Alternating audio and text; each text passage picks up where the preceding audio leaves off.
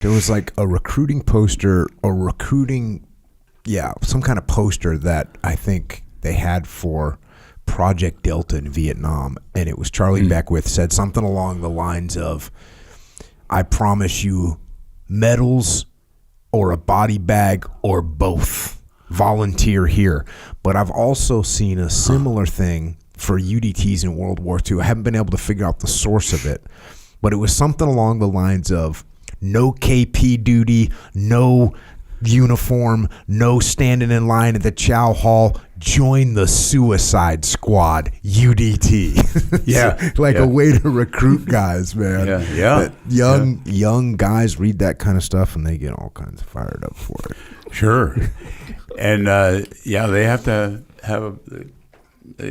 want to take a risk too. Yep. So what was the process for actually joining? How did your dad feel about you going to the UDTs? Oh, he was all for it. 100% in the game. Yeah. My dad was a great cheerleader, and we like swimming, and he liked to drink a lot too, and boy, after we're at some cocktail party or something, boy, by the end of that night, he had me going to the Olympics. He had, it was awesome, but I didn't measure up. But it was, he was all for it. And did he tell you anything about the UDTs in World War II?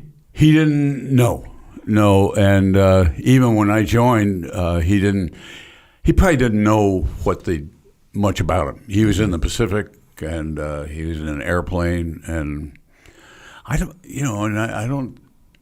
UDTs certainly made a contribution during the war, but I don't know if everybody in the military was aware of what all they did. Yeah. But he was stoked with me joining it. I think he could see why it appealed to me instead of something that's a little more organized. And but it. He was all for it. I felt like he really was supportive of it.